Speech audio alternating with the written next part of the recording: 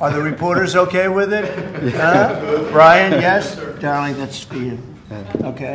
You did a fantastic job. Thank you. And I heard you do a great job in covering everything. Thank you. የሚሸጥ አገርና ህሊና ባለ ጊዜ ቀላሉ ተግባር ለአገዛዝ ማደር ነው። በተለይ ውድ የሆነውን ጋዜጠኝነት ሙያ ለመሸቀጥ የወደደ ሰው በተገኘ ጊዜ ገዢዎች ደስ ይላቸዋል። በርግጥም አንድን መንግስት ለዚያውም ገዳይ አገር አውዳሚና ህዝብ አፈናቃይን መንግስት ደግፎ መሰለፍና መቆም በጣም ቀላሉ ተግባር ነው። መንግስት የሚያዝበት ቢሊዮን ዶላርና የሚያሰማራው ሚሊዮን ጭፍር አለው። ለአንድ ሆዱን በኪሱ ይዞ ለሚዞር አድርባይ በሬ መንታ ወለደ ያልክ ዘግብልኝ ለተባለ ምንደኛ ጥቂት ማጉረስ በቂው ነው። ደግሞም አንድን አምባገነን ግለሰብና ስብስብ ያሞገሱ ለመኖር ዕውቀት ያስፈልግም። የደረቱ ቃላትን በመደርደር ገዢውን ማቆንጀት ደሞዝን ያስጨምራል፣ ኑሮን ያደላድላል፣ ለጊዜውም ቢሆን በወታደር ሊያስጠብቅም ይችላል። አንድ ጋዜጠኛ ነኝ ባይ አገሩ ስትፈርስ ያየ ወገኑም ሲረግፍ እየተመለከተ ህዝብ ሲጠበስ እየሰማ በፍጹም ከርሶ በላይ ሰው አገሪቱ የላትም እያለ ለንጉስ ሲነጠፍ ገዢውን በምላሹ ከህዝብ ከነጠቀው ቀንሶ ያጎርሰዋል። አምሮን ለአድርባይነት ላዘጋጀ የትኛውም ሰው ለአንድ መንግስት ገባር ሆኖ መኖር እጅጉን ቀላል ነገር ነው። የከፋ አደጋ ያለው የአገዛዞችን ሌብነትና ገዳይነት ተጋፍጦ መገኘት ነው። ሲገድሉም ገደሉ፣ ሲሰርቁም ዘረፉ ብሎ መዘገብ ህይወትን እስከ ማሳጣት የሚደርስ ኃላፊነትን ይጭናል። ያንዳንድ ገዢዎች የስልጣን ምንጭ የህዝብ ልቄትና ጦርነት ሆኖ ሲገኝ ሰላም ይሻለናል የሚሉ ጋዜጠኞች በጦረኛ ገዢዎችና በመንጋ ደጋፊዎቻቸው አንገታቸው እንደሚቀላ ያወቁ ለአገራቸው ሰላም መሆን ይሟገታሉ። ለህዝባቸው ረፍት ይመጣ ዘንድ ሙያቸውን ይገለገሉበታል። አጋጣሚዎችን ተጠቅመውም ስለ ሰላም ይጠይቁበታል። ጋዜጠኝነትን የሚያህል ክቡር ሙያ በእለት ጉርስ አንለውጠውም ብለው ገዢዎች የሚጠሉትን ህዝብ የሚያስፈልገውን እያነሱ ይጠይቁበታል። ማይክሮፎናቸውን ለአድርባይነት ያከራዩትም በእራቸው ምቾታቸውን እንዲያንጎራጉር እድል አይሰጡትም። ያስተማራቸውን አገርና ያሳደጋቸውን ህዝብ ሊዋሹት አይፈቅዱም። የገዢዎችን ውሸት በማስረጃ ያጋለጡ ለሐቅ ይኖሩበታል። ጦረኛ ፕሮፓጋንዳቸውን በመኮነን ለሰላም ይሞግቱበታል። ሙያቸውን በቀለም ወይም በዘር አለያም በሃይማኖት ለማጥቃትና ለይቶ ለመጥቀም አይገለገሉበትም። ጋዜጠኝነትን ለሰው ልጅ ሰላምና ደህንነት መጠበቂያ መሳሪያ፣ የሀገራቸው ህልውና ማስከበሪያ ስልት ያደርጉታል። ሰሞኑን ዶናልድ ትራምፕ የገጠሟቸው ሁኔታዎች ከዚህ ጋር የሚገናኙ ናቸው። አገር ወዳድ ጋዜጠኞች፣ ሰላም አፍቃሪ ሴት ዘጋቢዎች ከትራምፕ ፊትና ጎን ቆመው ያደረጉት ነገር ሳምንታዊ አጀንዳ ሆኖ ከርሟል። የአሜሪካውን ፕሬዝዳንት አገርና ሰላም ወዳድ ጋዜጠኞች የገጠሟቸው ለኔቶ ስብሰባ አውሮፓ በገቡበት ወቅትም ስለ ኮንጎ ሊነጋገሩ ዋይት ሃውስ በተሰባሰቡበትም ወቅት ነበር። ይህንን መነሻ አድርገን ይህንኑ ጉዳይ እንመለከተዋለን፣ ጋዜጠኝነትንና ሰላምን። በዚህም ገዢዎች ያቀረቡላቸውን ምቾት ትተው አይተኬውን ህይወት ለአገራቸው ሰላም ሊሰውት ስለቆረጡ ጋዜጠኞች አብነቶችን ወስደን መጠነኛ ዳሰሳ እናደርጋለን። I so hope they have hope now for a better day in Congo. ሰላም በአህጉሯ ውስጥ የሚኖረውን ትርጉም ለአሜሪካው ፕሬዝዳንት እያስረዳች ያለችው ሃሪያና ቬራስ ነች። ኑሮዋ ጋዜጠኝነት ነው። በዋይት ሃውስ ውስጥ የመዘገብ መብት የተሰጣት ብቸኛ አፍሪካዊ ጋዜጠኛም ነች። ጋዜጠኛዋ የዲሞክራቲክ ሪፐብሊክ ኮንጎን መከራ ተመላልሳ አይተዋለች። በዚያች ጦርነት በቀቀላት ጥይት በቆላት አገር ያየችውን ሁሉ እየተመለከተች የምትመለሰው አፍሪካዊቷ ጋዜጠኛ በዋይት ሃውስ በነበሩ ጋዜጣዊ መግለጫዎች ላይ ስለ ኮንጎና ስለዚህ አካባቢ ሳትጠይቅ ያለፈችበት ጊዜ የለም ማለት ይቻላል። በተለይ ዶናልድ ትራምፕ በድጋሚ ከተመረጡ ወዲህም ሆነ በመጀመሪያው ዙር የመሪነት ዘመናቸው የኮንጎን ነገር እንዴት አደረጉት የሚለውን ጥያቄ አትዘለውም። ሀብታሟ ዲሞክራቲክ ሪፐብሊክ ኮንጎ ሀብቷ ጦስ ሆኖባት ዜጎቿ የሚተላለቁባት ምድር፣ ጎረቤቶቿም እየተፈራረቁ የሚወሯት አገር ከሆነች 3 አስሮች አልፈዋል። በማዕድን ሀብቷ የናጠጠችውን ኮንጎን ለመቀራመት ያሰፈሰፉ ሁሉ ተጣድፈው ገብተው ወጥተዋል። በገቡበትም አልተመለሱም። ከዓመታት በፊት በኪንሻሳ የተቀመጠው አገዛዝ ተቃዋሚዎቹ ሲነሱበት ጎረቤቶቹን እየጋበዘ በመውጋት የውጭ ጣልቃ ገብነትን አለማመደ። ጎረቤት ሀገራትም የዚያችን ሀገር ሀብት ለመቃረም ያግዘናል ያሉትን ታጣቂ ሁሉ ወይም መንግስት እየደገፉ መዋጋት ያዙ። ህዝቡ መበዝበዙ ሳይበቃው ተቀጥቅጦ ይገደል ዘንድ ሆነ። ባለፉት 30 ዓመታትም ከ5 ሚሊዮን በላይ ህዝብ አለቀ። ያችን ሀገር ከመንግስት ወገን ሆነው ተቃዋሚዎችን የሚወጉ እርስ በርስ የሚፋለሙ የየራሳቸው የማዕድን ጣቢያ ያላቸው የሰፈር ሚሊሻዎች የሚተረማመሱባት ምድር ሆነች። ወደ ጦርነቱ ዘው ብለው ከገቡ የጎረቤት መንግስታት መካከል ሩዋንዳ አንዷ ነች። የፖል ካጋሜ ሀገር M23 የተባለውን ታጣቂ ኃይል ደግፋ መንግስትንና የመንግስትን ደጋፊ ሚሊሻዎች ስትዋጋ ኖራለች። በተለይም በ2022 መጋቢት ላይ የፈጸመችው ወረራ የለየለት እልቂት አደረሰ። ከተዳከመችውና ከተከፋፈለችው ኮንጎ ድርሻዋን ለመውሰድ የገባችው ሩዋንዳ ለያዥ ለገላጋ ያስቸገረች። የተባበሩት መንግስታት ተኩስ ለማስቆም ጣረ። የአፍሪካ ህብረትም እንደ አቅሚት ሞከረ። ሆኖም በዚያ የአፍሪካውያን ጣቶች ብቻ ሳይሆን የዓለም ኮርፖሬሽኖች፣ የአውሮፓ መንግስታትና ሌሎችም አካላት ስፖንሰር ያደርጉታል በሚባለው የእልቂት ማዕከል ውስጥ ሰላም ሊመጣ አልቻለም። ጉልበት፣ ኃያልነትና ገንዘብ ተሰሚነትን ያመጣላቸው ዶናልድ ትራምፕ ግን የተሳካላቸው መስለዋል። በጸያፍ ቃላት ሲጠሯት የነበረችውን አፍሪካን ጉዳያቸው አይደለችም ሲባልላት በነበረችው በዚያች የጥቁሮች አህጉር ለዓመታት የቆየውን ጦርነት ለማስቆም የሚያስችል የሰላም ስምምነት ቢያንስ በሩዋንዳና በዲሞክራቲክ ሪፐብሊክ ኮንጎ የውጭ ጉዳይ ሚኒስትሮች በኩል አፈጻጽመዋል። የጋዜጠኛ ሃሪያና ቬራስ ሚና የሚመጣው እዚህ ጋር ነው። ይህች በዋይት ሃውስ ውስጥ ብቸኛ አፍሪካዊት ሆና የምትዘግብ ጥቁርና ሴት ጋዜጠኛ የሰላም ስምምነቱ ወሬ ከተሰማ በኋላ ወደ ኮንጎ አቅንታ ነበር። በዋይት ሃውስ በተዘጋጀውና የሩዋንዳና የኮንጎ የውጭ ጉዳይ ሚኒስትሮች በተገኙበት የፊርማ ስነ ስርዓት ላይ ጋዜጠኛ ሃሪያና በዚያ ያየችውን ትመሰክር ዘንድ በፕሬዝዳንት ትራምፕ ተጋበዘች። ዶናልድ ትራምፕ በአትኩሮት እያዳመጧት፣ ጄዲ ቫንስ ተመስጠው እያስተዋሏት፣ ማርኮ ሩቢዮ ጣቶቻቸውን አጣምረው ፈዘው እያዩት ያየችውንና ለዚያች ሀገር ዜጎች ሰላም ያለውን ዋጋ ቀልጠፍ ብላ እንዲህ ስትል ተናገረች። ክቡር ፕሬዝዳንት ሆይ፣ በመንገድ ላይ ሰዎችን አነጋግሬያለሁ፣ ወጣቶችንም አውርቻለሁ። እርስዎ ለዚያች ሀገር ሰላም እያመጡ መሆኑን ይገነዘባሉ። በኮንጎ ጦርነት ከተጀመረ አንስቶ በዋይት ሃውስ ውስጥ ብዙ የአሜሪካ ፕሬዝዳንቶች ገብተው ወጥተዋል። አንደኞቹም ግን ጥረት አላደረጉም። አሁን የኮንጎ ሕዝብ ተስፋ ጥሏል። የተሻለ ነገ አለ ብሎ እንደሚያምን የሚያደርግ ሁኔታ እየተፈጠረ ነው ብሎ ያምናል። ይህች ሀገር አያሌ አቅም አላት፣ ግን ጦርነት እየበላት ነው። በዚህ ቢሮ ውስጥ ጆ ባይደንን ተማጽኛለሁ። በፍጹም ምላሽ ሰጥተውኝ አያውቁም። Many American presidents overlooked this conflict. They didn't do nothing. Even myself, I cover President Biden's administration. I pressed many times about this conflict. People are dying in Congo. This country has so much potential, but they need help because this war is destroying the country. Right. They never gave me any answer. ሃሪያና እንደ አብዛኛው ጋዜጠኛ ስራዋን ሰርታ አንድ ዘገባ ጣል አድርጋ ውሏን ለመስሪያ ቤቷ ሪፖርትም አድርጋ ወደ ግል ህይወቷ መመለስ ትችላለች። እንዳም ሆኖ ጋዜጠኝነትን እንዲህ ባለ መልኩ ልትገድበው አልወደደችም። የአሜሪካ ፕሬዝዳንቶች እንደማይመልሱላት እያወቀች ስለ ኮንጎ ህፃናትና እናቶች ሞት ትጠይቃቸዋለች። አፍሪካን በጸያፍ ቃላት በሚጠሩ ፕሬዝዳንት ፊት ቆማ ስለ እነዚህ አፍሪካውያን እልቂት ትሟገታለች። በመጨረሻም ልፋቷ ፍሬ አፍርቶ ጩኸቷም ተሰምቶ በዋይት ሃውስ ተደመጠች። ፕሬዝዳንቱ አጠገባቸው አቁመው ስለ ኮንጎ ያየሽውን ንገሪን አሏት። ተናገረችም። ከትራምፕም ሽልማትና አድናቆትን ተቀበለች። በእርግጥ ዶናልድ ትራምፕ ከጋዜጠኛዋ የሰላም ሐሳቦች ይልቅ ደመግቡነቷ ላይ አተኩረው መናገርን መርጠዋል። እንዴት እንደምታምሪ እያሉ ሲመሰጡ ነበር። እንዳንቺ አይነት መልከቀና ዘጋቢዎች እዚህ ግቢ ቢኖሩኝ መታደል ነበር እያሉም ተናገሩ። በፖለቲካ አይን አንቺን ቆንጆ ነሽ ማለት ትክክል ላይሆን ይችላል። በእርግጥ ይህንን ለማለት ፈቃድ የለኝም፣ ግን ፖለቲካዊ ህይወቴ ላይ ዋጋ ቢያስከፍለኝም እንኳን አንቺን ውብነሽ ማለትን አልተውም። ውስጣዊ ውበትሽም ድንቅ ነው አሏት። ከመሳቢያቸው ውስጥ ያወጡትን ሽልማትም አቀበሏት። It's politically incorrect. She said, she's beautiful and you are beautiful. Okay? I'm not allowed to say that, that could be the end of my political career, but I said it anyway. But you are beautiful and you're beautiful inside. So I wish I had more reporters like you. So you covered Africa for a long time? Yes, for over 10 years. Wow.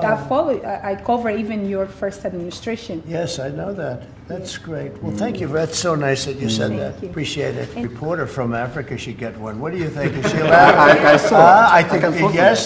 Are the reporters okay with it? Brian, yes? Darling, that's for you. Okay. You did a fantastic job. Thank you. And I heard you do a great job.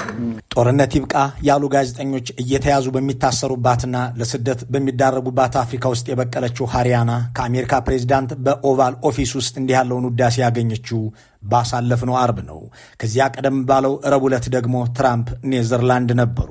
በሄግ ከተማ በነበረው የኔቶ ስብሰባ ላይ እያንዳንዱ አባል አገር ከአጠቃላይ አገራዊ ምርቱ 5% ለወታደራዊ አቅሙ ማጠናከሪያ እንዲያዋጣ የሚያስችለውን ስምምነት ካደረጉ በኋላ መግለጫ ለመስጠት ጋዜጠኞች ፊት ቀረቡ።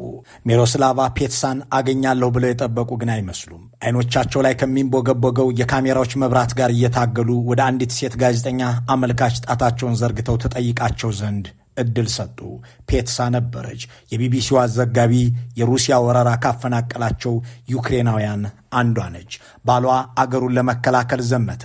እሷ ጦርነቱ ሲጀመር የወለደቻቸውን መንታ ሕፃናት ከባሏ እናት ጋር ይዛ ወደ ዋርሳው ተሰደደች።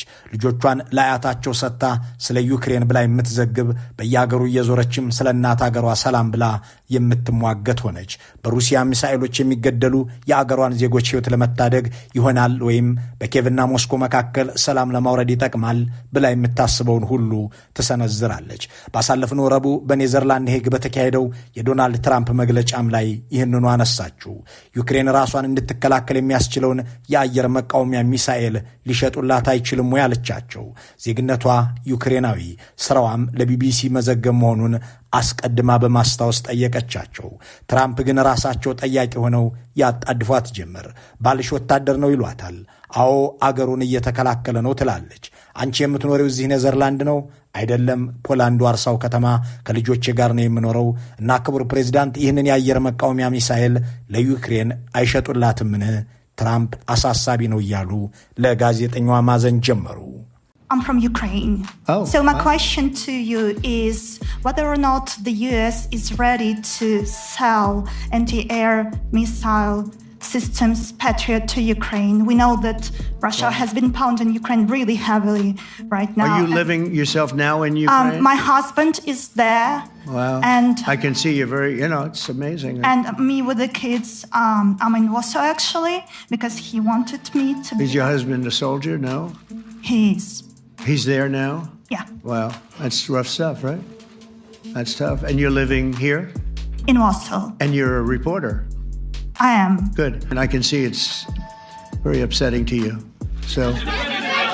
ጋዜጠኛ ሚሮስላቫ ፔትሳ በተሰጣት መልስ እንዳልተደሰተች ታስታውቅ ነበር። በኋላ ላይ በሰጠችው ቃለ ምልልስ በአገሯ አያሌ ሕፃናት እየሞቱ ሳለ የሷ ልጆችን ማሽሽታ ነፍሳቸውን አትርፋ ጦርነት ወደ ሌለበት አገር መውሰዷን በማስታወስ የግል ቤተሰባዊ ጉዳዩን ለማንሳት የተገደደችው በአገሩ ያሉ ሌሎች ዜጎችን ሕይወት ለመታደግ ካላት ቀናይነት እንደሆነ በማውሳት ለፖለቲከኞች ግላዊ ነገርን ማውራት የተገባ አልነበረም አለች። ግን ያንን ያደረኩት በመላ ዩክሬን እየሞቱ ያሉ ሰዎች ለመታደግ የበኩሌን ማድረግ ከቻልኩ ብዬ ነው። እኔ ደስ በምትለው የዋርሳው ከተማ ኖራለሁ፣ ግን አገሬ ትናፍቀኛለች በማለት ማን እንዳገር አለች። Russia has been pounding Ukraine with missile and drone attacks lately as never before. So many people died in Kyiv, in all big cities, and it's really getting. There's a feeling that it's really getting more dangerous to live in all of Ukraine. ጋዜጠኝነትን ለአፋሻ ጎንባሽነትም ሆነ ለአድርባይነት ያልገበሩት ይልቁንም ከጦረኛ መሪዎች በተቃራኒ ቆመው ከጨቋኝ ገዢዎች ጋር ጥርስ ለጥርስ ተያይዘው ለአገራቸው ሰላም መሆንና ለሕዝባቸው ደህንነት መጠበቅ መሟገቻ ያደረጉት ጥቂት አይደሉም። ሕይወትን የሚያስከፍል እውነት ተናግረው በመሸበት ለማደር ሳይሆን በወጡበት ለመቅረት የወሰኑ አያሌዎች የሙያ ባልደረቦቻቸው አርያ ሆነው ዘልቀዋል። ከነዚህ ውስጥ ሚስተር ድረም ተብሎ የሚጠራው ሄነሪ አንዱ ነው። የአፓርታይድን የከፋፍለህ ግዛ የአጃምለህ ግደል ፖሊሲ በስራቸው ከተሟገቱ ጋዜጠኞች መካከል አንዱ የነበረው ሄነሪ ፍርሃቱን ጥሎ ብዕሩን አነሳ። በእያንዳንዱ ሰርጥ ውስጥ ያ የደቡብ አፍሪካ ዘረኛ አገዛዝ የሚፈጽመውን ግድያና በደል እየለቀመ ድረም ተብሎ በሚጠራው መጽሔት ላይ ጻፈው። በዚህች ሀገር ዘላቂ ሰላም ይመጣ ዘንድ እውነትና ተጠያቂነት ሊኖር ይገባል እያላተተ በመጨረሻም የሚያጋልጠው ስርዓት ሰይፉን አነሳ። የተገደሉትን ወገኖችን ሞት ሲዘግብ የኖረው ጋዜጠኛ እንደ ልማዱ አንድ አገዛዙን በደል ለመዘገብ ሲንቀሳቀስ ባልታወቁ ሰዎች ተገደለ። ደቡብ አፍሪካ ግን የተመኘላትን የእውነትና የተጠያቂነት ኮሚሽን አቋቁማ ያንን ከፋፋይ ስርዓት ተገላገለች። ሄነሪ የአገሩን አገዛዝ ጭካኔውን በሚገባ ያውቀዋል። ለአገዛዙ አድረው ይሰሩ እንደነበሩት እንደነ ጆርዳን ጉባኒ፣ ሰሌፓ ቴማኔና ሌሎችም ገዢዎችን እያወደሰ እየተሸለመ መኖር ይችል ነበር። ሆኖም የአገሩ ሕዝብ በደል አላስቻለውም።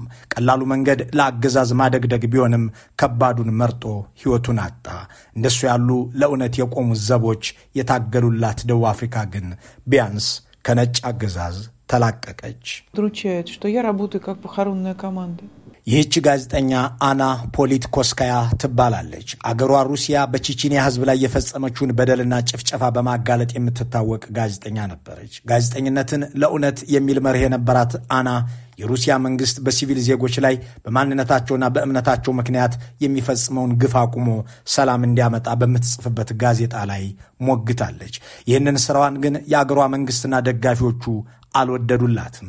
ሰላም ይምጣ፣ ሰው አይገደል ማለቷን ጠሉት። እናም ከምትኖርበት አፓርታማ ወጥታ ወደ ቢሮ ለመሄድ ሊፍት ውስጥ ስትገባ በጥይት መተው ገደሏት። የአና ሕይወት አበቃለት። ስለ እውነት የተሟገተው ብዕሯ ደሟን በማፍሰስ ተጠናቀቀ። ሰላምን የሰበኩ ጣቶቿ ተቀጠፉ። አምባገነናዊ አገዛዞች አብዝተው የሚጠሉትና የሚፈሩት ሚዲያንና ሐቀኛ ጋዜጠኝነትን ነው። በመጀመሪያ አባብለው ሞራሉንና እውነቱን በገንዘብ ሊገዙት ይሞክራሉ። ይህ ካልተሳካ አስረውና ገርፈው ሊያስቆሙት ይጥራሉ። በዚህም ተስፋ ማስቆረጥ ሲያቅታቸው ሕይወትን ማሳጣት ስልት ያደርጉታል። በዚህ መልኩ በኢትዮጵያ ውስጥ ለመጀመሪያ ጊዜ የአብይ አህመድ አገዛዝ 2 ጋዜጠኞችን በመግደል በአገሪቱ ታሪክ ሰርቷል። ከ200 በላይ ጋዜጠኞች በማሰርም ባለ ሪከርድ ነው። ከ54 በላይ ጋዜጠኞችን ከአገር በማሳደድም ክብረ ወሰን ይዟል። ባሳለፍነው ሳምንት ክቡርነቶ እርሶን የመሰለ መሪ እንደሆነ እንኳን የለም፣ ታዲያ ለምን ውጭ ሀገር የሚኖሩትን ጋዜጠኞች አስረው ያመጡልንም እያለ የሚጠይቃቸውን የአዲስ ዘመንና የኢቲቪ አድርባዮች አስቀምጠው ሲያዳምጡ እንደ ሐሪያና ያሉ ጋዜጠኞች ደግሞ ስለ አፍሪካውያን እናቶች ብለው በዋይት ሃውስ ይከራከሩ ነበር። በመጨረሻም ሰላም ብለው በአገራቸው የሚካሄድን ጭቆና ለማጋለጥ የተጉ ለአገዛዝ ድራጎትም አንንበረከክም ብለው ዓለም ያከበራቸውን 2 ጋዜጠኞች በማንሳት ዝግጅታችንን እንቋጭ። ማሪያ ሬሳና ዲሚትሪ ሙራቶቭ። እነዚህ 2 ጋዜጠኞች የአንድ አገር ልጆች አይደሉም፣ ግን የአንድ ሙያ ሰዎች ናቸው። የአንድ መስሪያ ቤት ባልደረቦች ባይሆኑም የሙያ ግዴታ በአንድ መንፈስ ውስጥ አውሏቸዋል። በአካል ተገናኝተው በያቁም የዓለም የሰላም ሎሬት ሆነው በ2021 ሽልማት ሊያበረክትላቸው የኖርዌው ድርጅት በኦስሎ ጠራቸው። ተገናኙ። በተራራቁ ቦታዎች በማይገናኙ ሰዎች ምክንያት አንድ ሙያ ለጋራ ሽልማት አበቃ። ስራቸው አስከብሯቸው፣ ስለ ሰላም መስበካቸው አስመርጧቸው የምድራችንን ትልቁን ሽልማት ኖቤል በ2021 ተቀበሉ። የኖቤል ኮሚቴውም ጋዜጠኝነትን ለሰላም መዋል እንደሚቻል ለሚጥሩ ጋዜጠኞች ሁሉ ምልክት ይሆን ዘንድ ገድል የሰሩ አላቸው ማሪያንና ዲሚትሪን። I've been a journalist for more than 35 years. I've worked in conflict zones and war zones in Asia, reported on hundreds of disasters. And while I've seen so much bad, матери, которые по много месяцев искали в горах и ущельях Чечни своих мальчиков. ዲሚትሪ ሩሲያዊ ነው። ማሪያ ደግሞ ፊሊፒኖ። ሩሲያዊ ጋዜጠኛ ኖቫያ የተሰኘ ጋዜጣ አለው። ቀደም ሲል የጠቀስናት የአገሩ ልጅና ባልደረባው አና ፖሊትኮስካያ ተሰራበት የነበረው ጋዜጣ ነው። እነ ዲሚትሪ የቪላዲሚር ፑቲንንና አገዛዛቸውን የሙስና ወንጀሎች፣ የመብት ጥሰቶችና የሕግ መተላለፎች በመዘገብ ይታወቃሉ። በዚህም ተደጋጋሚ እንግልትና እስራትን ቀምሷል። የአገሩ ሀብት ስልጣን በያዙ ሰዎች መዘረፉ እንዲቆም በመጠየቁ የአገሩ መንግስት በወገኖች ላይ የሚፈጽመውን በደል በማጋለጡ የአገሩ መንግስት ለእስራት ሲዳርገው፣ ዓለም ግን ኦስሎ ጠርቶ ኖቤል ሸለመው። ፊሊፒንሳዊቷ ማርያም እንዲሁ ነች። 5 ሚሊዮን የሚደርሱ ተከታዮች ባሉት የፌስቡክ ገጿ ላይ የአገሯን መንግስት ውሸቶች በማስረጃ ታጋልጣለች። የሚፈጽማቸውን ግድያዎች ትዘረዝራለች። በዚህ ተግባሯም የግድያ ዛቻና ማስፈራሪያ ይደርስባት ነበር። እውነት ተጨቁናለች። በመንግስት ጩኸት እንዳትታፈንም እተጋለሁ ያለችው ጋዜጠኛ ከ4 ዓመት በፊት ለኖቤል ሽልማት ኦስሎ ስትጠራ ነውሩን ስታጋልጥበት፣ ወንጀሉን ስታጣጥልበት የነበረው የአገሯ መሪ ዱተርቴ ደግሞ ከወራት በፊት በኢንተርፖል ተይዞ እሷ ስትተርከው በነበረው ወንጀሉም ታስሮ ኔዘርላንድ በሚገኘው የዓለም አቀፍ ወንጀለኞች እስር ቤት ገባ። ጋዜጠኝነት ከዘር በላይ ሰውነትን የሚያስቀድም ስምን ከመቃብር በላይ የሚያኖር ሙያ ሆኖ ዘልቋል። ሐቀኛ ጋዜጠኞች ሰርተው ሲያልፉ ታሪካቸው መማሪያ ሆኖ እየተሸለሙም ይታወሳሉ። ዘመን ስልጣን ላይ ላበቃቸው አገዛዞች ያደሩ አጎብዳጆች ደግሞ ለጥልቅ ሆዳቸው ሲሉ አገራቸውን መቀመቅ የሚከተውን አገዛዝ ሲከተሉ ኖሩ ከሚለው አረፍተ ነገር የዘለለ ታሪክ የሚኖራቸው ከሆነ በፍርድ ቀን ችሎት ላይ ሲቆሙ የሚናዘዙት ይሆናል። መልካሙን ሁሉ በመመኘት በዚሁ እንሰናበታለን።